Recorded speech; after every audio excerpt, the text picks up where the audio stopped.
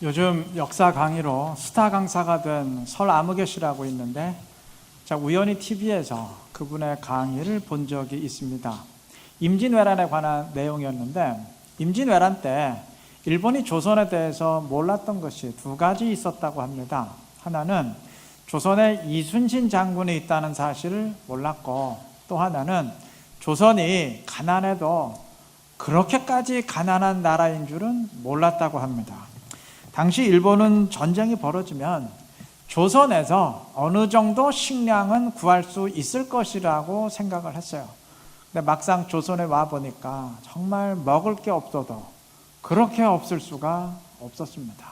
하는 수 없이 본국에서 식량을 배로 실어 와야 됐는데, 그 바닷길을 이순신 장군이 차단하고 있으니, 길목을 차단하고 있으니 낭패를 볼 수밖에 없었다는 거예요. 바꿔 말하면 만약 조선이 먹고 살만한 풍요로운 나라였다면 일본은 본국의 보급 연연할 필요 없이 그냥 파죽지세로 밀어붙였을 것이고, 조선의 운명은 거기서 끝장이 났을 것이라는 말입니다. 여러분, 찢어지게 가난했던 당시 조선의 상황이 물론 고난이었지만 어찌 보면 그러한 힘든 상황이 민족을 살렸다고도 볼 수 있는 것이죠. 개인의 경우도 이렇게 힘든 상황이 오히려 다행이었던 경우, 고난이 오히려 복이 되었던 경우가 왕왕 있습니다. 작가 이회수 씨라고 있어요. 이분의 작품이 어느 정도 수준이냐, 그건 제가 평가할 능력이 안 되는데, 어쨌든 제법 유명한 사람인 것은 맞아요. 나름대로 그 분야에서 알려지고 성공한 사람인 것은 맞는 것 같아요. 근데 이분이 한 번은 인터뷰를 하면서 이런 얘기를 했습니다. 나를 키운 것은 8할 9할이 고난입니다. 무슨 얘기인가 하니, 원래 이분이 작가가 되려고 했던 게 아니고 그림을 좋아해가지고 화가가 되려고 했답니다. 그런데 워낙 가난하다 보니까 물감을 살 돈이 없었어요. 그래서 계속 방세를 낼 돈으로 물감을 사다 보니까 빚만 잔뜩 늘어났습니다. 도저히 그렇게 할 수가 없어서 나중엔 글을 쓰게 되었다고 합니다. 글 쓰는 거야 종이하고 볼펜만 있으면 되니까 돈이 들어갈 일이 없지 않습니까? 그러다 보니 결국 작가가 되었고, 제법 유명한 작가가 되죠. 돈도 많이 벌고 유명세를 떨치게 되었다는 거예요. 가난했던 상황이 당시엔 고난이었겠지만 뒤돌아보면 그러한 고난이 이 사람을 키운 겁니다. 오늘을 있게 만든 것이죠. 영적인 경우도 그러할 수 있습니다. 오늘 데살로니가 전서의 한 부분을 본문으로 읽었는데, 데살로니가 교회는 바울이 개척했던 교회 가운데 가장 칭찬을 많이 받는 모범적인 교회였습니다. 바울은 9절에서 형제 사랑에 관하여는 너희에게 쓸 것이 없다고 말합니다. 이 9절에서 말하는 형제 사랑은 어려운 사람들을 돕는 구제나 자선 등을 의미하는데, 이들이 이러한 형제 사랑을 얼마나 잘 실천했든지 이래라 저래라 굳이 말할 필요가 없다는 얘기예요. 그만큼 완벽했다는 말입니다. 어느 정도였느냐 하면 10절 보시면, 너희가 온 마게도냐 모든 형제에 대하여 과연 이것을 행하도다. 당시 마게도니아 지역 안에 빌립보나 데살로니가와 같은 도시들이 있었는데, 이들의 형제 사랑이 얼마나 뛰어났든지 데살로니가 도시의 그 범위를 넘어서 마게도니아 전 지역으로 확대가 되었다는 말입니다. 그러니까 요즘으로 치면 광주를 벗어나서 전라도 지역 전체로, 부산을 벗어나서 경상도 지역 전체로 확대되었다는 말이죠. 그러니까 내 이웃을 내 몸처럼 사랑하라는 주님의 말씀을 이들은 적극 실천했던 것입니다. 자, 그런데 읽진 않았지만 1절 중반 부분 보면 이들은 형제만 그렇게 사랑한 게 아니었어요. 옆으로 형제를 사랑하면 물론이거니와 위로는 하나님을 사랑했습니다. 1절 중반 부분 보시면, 너희가 마땅히 어떻게 행하며 하나님을 기쁘시게 할 수 있는지를 우리에게 배웠으니 곧 너희가 행하는 바라. 이들은 바울을 통해서 어떻게 하나님을 섬길 수 있는 것인지, 어떻게 하나님을 기쁘게 해야 되는지를 배웠고 그대로 행했어요. 그러니까 형제만 사랑한 것이 아니고 하나님을 기쁘시게, 하나님을 사랑한 사람들이죠. 그러니까 이렇게 위로는 하나님을 사랑하고 옆으로는 형제를 사랑했으니까 당연히 1장 7절에 증언 것처럼 모든 사람들에게 믿음의 본이 되었겠죠. 자, 근데 사실 인간적인 눈으로 보면 데살로니가 교회는 이처럼 모범이 되기는 고사하고 제대로 서기도 힘들었던 교회입니다. 사실 여기 교회가 세워진 것 자체가 기적이에요. 왜냐하면 바울이 데살로니가에서 복음을 전할 때 불과 3, 4주 동안만 머물고 급히 떠나야 되었습니다. 그러니 그 3, 4주 짧은 기간 동안에 뭘 제대로 가르치고 배울 수 있었겠습니까? 말씀의 양육이 부족할 수밖에 없죠. 그렇게 바울이 급히 도망쳐야 됐던 이유는 핍박 때문이었는데, 여러분, 바울이 떠났다고 그곳에 핍박이 끝났겠습니까? 아니죠. 남아있는 성도들 역시 똑같은 핍박을 당했습니다. 그런데도 이들은 휘청거리기는커녕 오히려 영적으로 일취월장해서 믿음의 본이 되었어요. 참으로 감사드리죠. 근데 여기서 한 가지 눈여겨볼 사실이 있습니다. 바울이 복음을 전하면서 핍박과 공격을 받았던 도시는 데살로니가뿐만이 아니었습니다. 데살로니가는 바울이 2차 선교 여행을 하면서 복음을 전했던 도시인데, 바울은 2차 선교 여행을 하면서 끊임없는 공격과 핍박을 받았습니다. 가장 먼저 들렀던 빌립보에서는 감옥에 갇혔고, 데살로니가에서는 유대인들의 소동과 핍박으로 불과 3, 4주 만에 도망쳐야 됐고, 베레아에서도 핍박으로 인해 피신해야 됐고, 고린도에서도 공격으로 인해서 법정에 서야 되었습니다. 하여간 핍박이 끊이질 않았어요. 2차 선교 여행에서 핍박을 만나지 않은 것은 아덴, 즉 아테네가 유일합니다. 아덴에서는 철학자들과의 논쟁만 있었을 뿐이지 그 어떤 소동이나 공격, 핍박은 없었어요. 그런데 참 아이러니한 것은 이렇게 공격과 핍박을 받았던 빌립보, 데살로니가, 베레아, 고린도에는 전부 교회가 세워졌던 반면 핍박을 당하지 않았던 아덴에는 교회가 세워지지 못했습니다.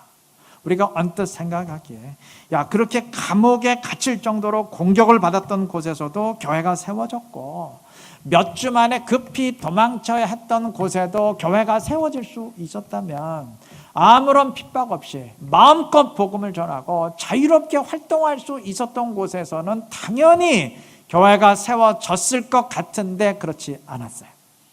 정확하게 그 반대였습니다. 뭔가 느껴지는 것이 있지 않습니까? 세상의 경우도 풍요로운 환경보다는 오히려 척박하고 힘든 환경 속에서 문명이 꽃피우는 경우가 대부분이라고 하던데, 하나님의 일도 그렇습니다. 편안한 상황, 자유로운 상황, 풍요로운 환경보다는 힘들고 어려운 고난의 상황 가운데 하나님의 역사가 꽃피우고 이루어지는 경우가 훨씬 많습니다. 교회의 역사를 되돌아보면 그런 경우가 훨씬 많습니다.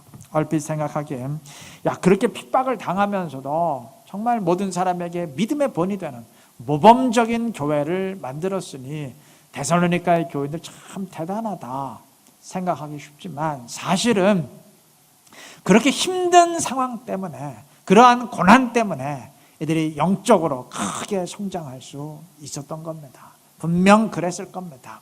거센 공격을 당하면서, 그것에 저항하면서, 그것과 싸우면서 이들은 훨씬 더 견고한 그리스도인으로, 훨씬 더 강한 그리스도의 군사로 발돋움하게 되었던 것입니다. 역대기에 보면 히스기야의 뒤를 이어서 그의 아들 므낫세가 유다의 왕이 되었는데, 히스기야처럼 선한 왕에게서 어떻게 그렇게 악한 왕이 나왔을까 통탄스러울 정도로 므낫세는 완전히 말씀을 벗어난 왕이었어요. 이 사람이 우상 숭배를 얼마나 극심하게 했는지 사람을 불태워서 제물로 드리면서까지 우상 숭배를 했어요. 나중에 누구까지 불태워 죽였는 줄 아세요? 자기 아들까지 불태워서 제물로 바쳤습니다. 제정신 아니죠. 이거 완전히 우상에게 귀신 들린 사람이죠. 악령에 사로잡힌 사람이죠. 보다 못한 하나님은 아수르를 들어서 유다를 치셨고 므낫세 왕은 쇠사슬에 묶여서 포로로 끌려가게 되었습니다. 여러분, 한 나라의 왕이 쇠사슬에 묶여 포로 생활을 하게 되었으니 이건 몰락도 이런 몰락이 없죠. 흔히 가난한 사람이 갑자기 부자 되면 힘들다고 하던데 그거보다 100배 1000배 더 힘든 것이 모든 것을 다 지녔던 사람이 하루아침에 가난해지면, 하루아침에 몰락하면 그것만큼 견디기 힘든 것도 없다고 합니다. 그런데 므낫세가 그런 경우예요. 얼마나 극심한 고통의 시간이었겠습니까? 그런데 여기서 아주 기가 막힌 반전이 일어납니다. 그러한 고난을 통해서, 그러한 극심한 고난을 통해서 므낫세가 철저하게 회개하고 돌이키게 된 것입니다. 하나님은 그의 회개를 받으셨어요. 그래서 그를 다시 유다의 왕 위에 복귀시켜 주었습니다. 그 후로 므낫세의 모습은 이전과는 180도 다릅니다. 그는 나라의 모든 우상을 다 철폐하고 그가 마지막 숨을 거두는 그날까지 오직 여호와만 바라보고 하나님만 섬기는 신실한 통치를 펼쳤습니다. 여러분, 아마 므낫세 입장에서는 그렇게 왕권을 잃어버리고 쇠사슬에 묶여서 포로로 끌려갈 때 인생의 저주라고 여겼을 거예요. 근데 나중에 보니까 그러한 고난이 저주가 아니고 사실은 그를 살려내기 위한 하나님의 축복이었어요. 그러한 극심한 고난을 통해서 그가 영적으로 새롭게 거듭나 하나님을 섬기는 진실한 일꾼이 될 수 있었기 때문입니다. 우리 모두 마찬가지입니다. 고난이 저주 같지만 되돌아보면 그것이 사실은 하나님의 축복이었던 경우가 굉장히 많습니다. 우리 속담에 젊어 고생은 사서라도 한다 그러던데 뭐 일부러 사서까지 고생할 필요는 없겠죠. 그러나 내가 원치 않지만 고난의 시간이 나에게 찾아온다면 하나님이 이 고난을 통해서 나를 새롭게 하시려는가 보다 그렇게 받아들이고 믿음의 용기를 낼 필요가 있습니다. 그렇게 하시기를 바랍니다. 그래서 고난이 없는 삶을 살고 있다면 평탄한 길을 주신 것으로 인해서 감사하시고 혹 고난의 터널을 통과하게 된다면 데살로니가 교인들처럼 낙담하는 게 아니고 그러한 힘든 시간을 통해서 오히려 더 여호와를 의지하고 자신의 믿음을 성장시켜갈 수 있는 축복의 기회로 삼으시기를 바랍니다. 그래서 내가 평탄한 상황 가운데 있든지 힘든 상황 가운데 있든지 어떤 상황에서건 지혜롭게 하나님의 영광을 더 크게 드러낼 수 있는 이렇게 모든 성도님들 되시기를 바랍니다. 데살로니가 교회는 모범적인 교회였지만 말씀에 대한 지식이 풍성한 교회는 아니었어요. 당연히 그럴 수밖에 없죠. 바울이 불과 3, 4주 정도만 복음을 전하다가 급히 떠나야 되었으니 말씀을 가르치고 배울 수 있는 시간적인 여유가 없었습니다. 그러다 보니까 어떤 경우엔 말씀에 대한 이해가 부족한 부분도 있었는데 특히 그리스도의 재림에 관한 사항이 그랬습니다. 이들은 그리스도의 재림에 관해서 사실 잘 모르고 있었어요. 그러다 보니까 물론 극히 일부였지만 데살로니가 교인들 가운데 어떤 사람들은 예수님이 곧 재림하실 텐데 우리가 이렇게 먹고 사는 일에만 빠져 있어서야 되겠느냐, 예수님의 재림을 준비해야 되지 않느냐 이렇게 착각을 하고 직장 생활 다 포기하고 다 정리하고 교회 안에 들어와서 예수님 오실 날만 기다리고 있었습니다. 우리나라도 예전에 다미선교회인가 뭔가 하는 사람들이 한번 이래가지고 사회적 문제 일으킨 거 있죠. 그거 생각해 보면 될 겁니다. 바울은 이들을 향해서 조언합니다. 11절. 또 너희에게 명한 것 같이 조용히 자기 일을 하고 너희 손으로 일하기를 힘쓰라. 조용히 자기 일을 하고, 그러니까 재림 준비한다고 이렇게 요란하게 설치지 말고 좀 차분하게 묵묵히 하던 일을 계속하라, 그런 의미예요. 또 너희 손으로 일하기를 힘쓰라. 지금 이들이 직장 다 포기하고 생업을 포기하고 있으니 먹고 살 길이 없잖아요. 다른 사람들이 먹여 살려야 되지 않습니까? 그렇게 다른 사람들에게 피해를 끼치지 말고 다른 사람들로 하여금 일하게 만들지 말고 너희 손으로 직접 일하라, 그러한 권면입니다. 그렇게 함으로써 그 다음 12절, 이는 외인에 대하여 단정히 행하고 아무 궁핍함이 없게 하려 함이라. 여기서 말하는 외인은 교회 밖에 세상 사람들을 말합니다. 자, 생업을 다 포기하고 교회 안에 들어와서 재림 준비만 하고 있으면 그 세상 사람들이 뭐라고 하겠습니까? 또 생업을 다 포기하면 뭐 물질적으로 어려워질 수밖에 없는데, 물론 사람이 살다 보면 뭐 가난할 수도 있고 부유할 수도 있는 거지만 이런 엉뚱한 이유 때문에 궁핍해진다면 그 세상 사람들이 뭐라고 하겠습니까? 당연히 비웃고 조롱하겠죠. 우리나라도 예전에 다미선교에 그 소동이 있었을 때 세상이 뭐라 그랬습니까? 그거 생각해 보면 알겠죠. 그러니 그러한 광신자들 되지 말고 좀 품위 있는 모습을 지님으로써 세상 사람들에게도 좋은 인상을, 좀 좋은 이미지 주도록 하라, 그러한 조언입니다. 여러분, 그리스도인들은 물론 하나님의 시선을 염두에 두어야죠. 그게 제일 우선이죠. 그러나 그와 더불어서 교회 밖의 사람들은 우리를 어떻게 바라볼까? 그 세상의 시선도 반드시 염두에 두어야 됩니다. 이것이 하나님의 말씀에 맞는 일이다.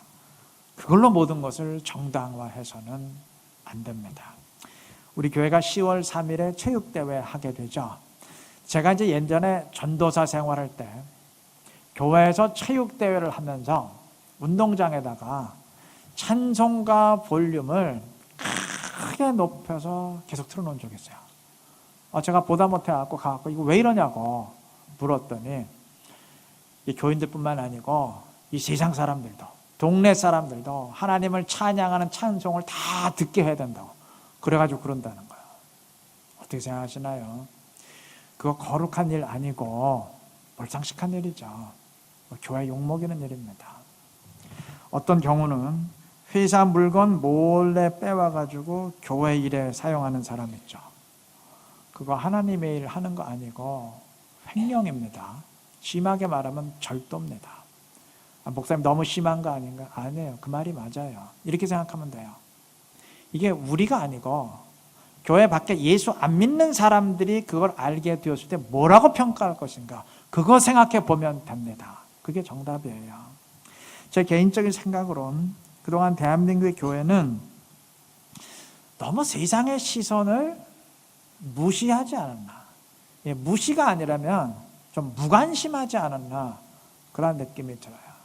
물론 세상에 아부하라, 세상을 바라봐야 된다, 그 말은 아니에요. 제대로 신앙생활 하자는 얘기입니다. 우리가 제대로 신앙생활 하면 하나님의 칭찬도 받지만 당연히 세상 사람들에게도 좋은 인상 주게 됩니다. 그럴 수밖에 없어요. 그러한 의미에서 9절을 다시 보십시다. 형제 사랑에 관하여는 너희에게 쓸 것이 없으면, 여기 형제 사랑이 어려운 사람들 돕는 일이라고 했죠. 여러분, 만약 이 땅의 대한민국 교회가 건물 짓는 돈의 10분의 1, 아니 20분의 1, 30분의 1이라도 어려운 사람들을 돕는 데 사용해 왔다면 오늘날 기독교의 이미지는, 교회의 이미지는 완전히 달라졌을 겁니다. 복음을 전하는데 그 복음의 문이 활짝 열리게 되었을 겁니다. 건축이 나쁘다는 말이 아니고 상대적으로 사랑을 나누는 일에 약했다는 말입니다. 저희 교회가 이번 추석을 맞아서 어려운 분들을 돕는 일을 합니다. 물론 저희 교회가 매달 독거 노인들 돕는 일도 해왔고, 또 결손 가정의 그 학생들을 지원하는 일도 매달 해왔어요. 그런데 가능하다면 좀 확대시켜 나가는 것이, 계속 확대시켜 나가는 것이 주님의 뜻에 맞습니다. 그러한 바람입니다. 우리 자본주의 사회에서 돈만큼 필요하고 위력적인 것은 없다고들 하는데, 여러분 10,000원을 10만 원처럼 쓰는 방법이 있어요.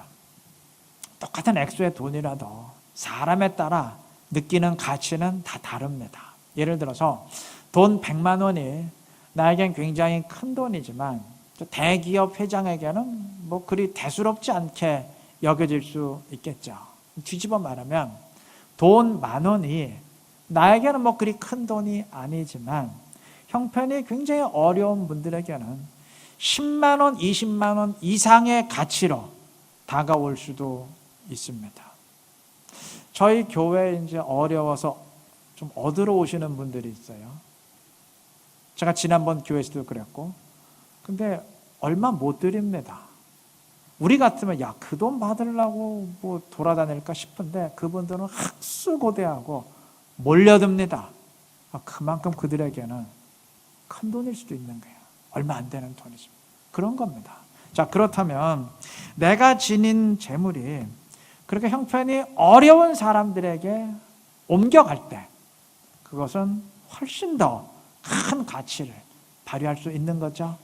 이게 10,000원을 10만 원처럼 쓰는 법입니다. 우리 그리스도인이 되었으니 나만 생각하지 말고 다른 사람들에 대한 관심도 좀 가지는 것이 당연하지 않겠습니까? 주님이 직접 명령하셨으니 이웃을 사랑하라고, 내 몸처럼 사랑하라고 명령하셨으니 하나님을 사랑하는 것과 더불어서 이웃을 사랑하는 것이 율법의 완성이라고, 그것을 통해서 말씀을 완성한다고 강조해 주셨으니 우리가 순종을 향해서 크게는 아니더라도 그래도 한 발자국 좀 옮겨보는 것이 그게 마땅하지 않겠습니까? 우리 모두 그렇게들 하십시다. 한 발자국 한번 옮겨보십시다. 그래서 하나님을 물론 사랑하지만 사람도 사랑하고, 그래서 하나님의 칭찬도 받지만 그 사람의 인정과 칭찬도 받을 수 있는 이루는 교회 모든 성도님들 되시기를 바랍니다. 바울은 이렇게 재림에 대해 오해한 일부 사람들에게 조언한 뒤에 이어서 13절부터 마지막 절까지 그리스도의 재림 때에 어떤 일이 있을 것인지를 언급합니다. 오늘 13절까지만 우리가 읽었는데 바울은 13절에서 죽은 자들의 부활을 암시하면서 이렇게 말합니다. 이는 소망 없는 다른 이와 같이 슬퍼하지 않게 하려 함이라. 구원이 없는 세상 사람들은 죽은 자에 대해서 슬퍼하는 것으로 끝나지만 그리스도인들에게는 소망이 있다는 말이죠. 부활의 소망, 하늘나라의 소망, 영생의 소망이 있다는 말이죠. 자, 이 구절에서 바울은 인류를 두 부류로 나눴습니다. 소망이 없는 다른 이들, 그리고 그리스도 안에서 소망을 지닌 자들. 그러니까 쉽게 말하면 예수 믿는 자와 예수 믿지 않는 자들로 인류를 구분한 거죠. 이 구분이 타당합니까? 타당하지 않습니까? 타당하죠. 예전에 개그맨 심영래 씨라고 있었어요. 지금은 이분이 영화 만들다 망해가지고 형편이 어렵던 것 같은데 한때는 굉장히 잘 나가던 개그맨이었어요. 그래서 이분이 영화도 만들면서 몇 개 영화는 성공을 했었는데 그러다가 굉장히 큰 돈을 들여가지고 용갈이라는 영화를 만든 적이 있습니다. 뭐 이 영화가 어떠냐고 말할 필요 없고, 여하튼 이분이 그 영화 만든 다음에 이제 감독으로서 인터뷰를 하면서 당차게 이렇게 선언을 했어요. 이 세상의 모든 인류는 두 부류로 구분됩니다. 용가리를 본 사람과 용가리를 보지 않은 사람. 개그죠? 개그맨이니까 이런 개그 했겠죠. 그 말이 개그인 이유는 간단합니다. 정말 그 영화를 보았더니 사람이 달라지더라. 그래서 영화를 본 사람과 그 영화를 보지 않은 사람은 차원이 다르더라. 그러니까 영화를 보기 이전과 본 이후 존재 자체가 달라지더라. 그러면 그건 개그가 아니죠. 사실이죠. 그런데 현실은 어떤가요? 아무 차이 없죠? 그 영화를 본 사람이나 안 본 사람이나 하등 차이가 없죠. 그러니까 개그입니다. 자, 그러면 인류를 소망 없는 사람과 그리스도 안에서 소망을 지닌 사람으로 구분하는 것. 그러니까 예수 믿는 사람과 믿지 않는 사람으로 구분하는 것은 어떤가요? 이것도 개그입니까? 아니죠.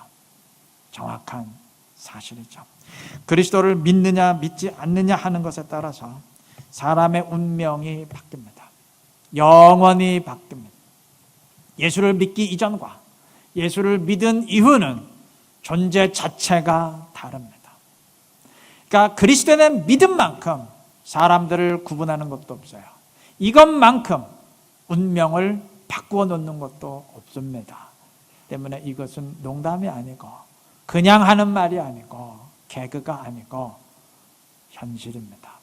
정확한 사실입니다. 우리는 이러한 사람들입니다. 그리스도에 의해서 운명이 완전히 바뀐 사람들입니다. 존재 자체가 달라진 사람들입니다. 자, 그러면 이렇게 바뀌었으면, 운명이 바뀌었으면 삶의 모습도 좀 달라져야 되지 않겠습니까? 그게 너무나 당연한 거 아니겠어요? 그러면 어떻게 하면 달라질 수 있을까요? 9절 중반 부분 다시 보시면 너희들 자신이 하나님의 가르치심을 받아 서로 사랑함이라 그랬어요. 이들은 형제를 사랑하라는, 이웃을 사랑하라는 말씀의 가르침을 받고 정말 사랑했어요.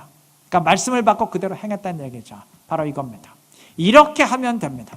주님의 말씀을 받고 그대로 행하면 됩니다. 그러면 달라져요. 그러면 구별됩니다. 아까 읽었던 1절의 증언도 마찬가지예요. 1절 중반 부분만 제가 읽어보면 우리에게 배웠으니 곧 너희가 행하는 바라. 우리에게 배웠으니, 이들은 말씀을 받았어요. 그 다음에 어떻게 했느냐? 곧 너희가 행하는 바라. 말씀을 받고 그대로 행했습니다. 그런 거예요. 이렇게 할 수 있었던 이유, 9절 다시 보시면 하나님의 가르치심을 받아 서로 사랑합니다. 여러분, 이들에게 말씀을 가르치고 양육한 사람은 바울입니다. 바울이 이들에게 말씀을 가르치고 양육했지 하나님이 이들에게 직접 음성을 들려주시고 가르친 것 아니에요. 그런데도 하나님의 가르치심을 받아라고 했어요. 그 이유는 이들이 말씀을 정말 그렇게 받아들였기 때문입니다. 그것을 2장 13절에 증언합니다. 너희가 우리에게 들은 바 하나님의 말씀을 받을 때에 사람의 말로 받지 아니하고 하나님의 말씀으로 받음이니 진실로 그러하도다. 이들은 말씀을 받을 때에 바울이라는 한 인간의 말로 듣지 아니하고 바울을 통해 말씀하시는 하나님의 음성으로 들었어요. 하나님의 말씀으로 받았습니다. 그러니 당연히 그대로 행할 수밖에 없었어요. 생각해 보세요. 사람의 말이라면 거부할 수 있지만 하나님이 직접 하시는 말씀인데 그걸 어떻게 거부할 수 있습니까? 그대로 행할 수밖에 없죠. 그랬던 겁니다. 말씀을 하나님의 말씀으로 받아들였기에 그대로 행할 수 있었던 것이고, 그렇게 순종할 때 13절 그 다음의 증언처럼 이 말씀이 너희 믿는 자 가운데서 역사하느니라. 그 말씀이 역사하게 되었습니다. 바로 이것입니다. 성경 말씀을 하나님의 말씀으로 받고 그대로 실행할 때 말씀은 책 속에 기록된 말씀으로 끝나는 게 아니고 오늘 살아서 역사하시는 전능하신 하나님의 말씀이 됩니다. 그리고 그렇게 될 때 우리는 달라진, 세상과 구별된 그리스도인이 됩니다. 이게 달라지는 비결이에요. 그리고 이것이 진정한 신앙 생활입니다. 바울은 불과 몇 주 만에 데살로니가를 떠나야 했기에 데살로니가 교인들은 말씀을 충분히 듣고 배우지는 못했어요. 충분한 양육을 받지는 못했어요. 그러나 그것이 문제는 아니었습니다. 문제는 그 말씀을 정말 하나님의 말씀으로 받아들이느냐, 그냥 바울이라는 인간의 말로 받아들이느냐였어요. 성경 말씀을 지금 나에게 주시는 살아있는 하나님의 말씀으로 받느냐, 아니면 그저 성경이라는 책 속에 쓰여진 문자로만 읽느냐, 그게 문제였습니다. 우리 역시 마찬가지입니다. 말씀을 하나님의 말씀으로 받아야 됩니다. 그러면 순종하게 됩니다. 그러면 달라지고 그러면 구별됩니다. 꼭 이렇게 하시기를 바랍니다. 그래서 데살로니가 교회 교인들처럼 믿음의 본을 보이면서 하나님과 사람의 칭찬을 받는, 하나님의 영광 더 충만히 드러낼 수 있는 진실한 이루는 교회 성도님들 다 되시기를 그리스도의 이름으로 축원합니다.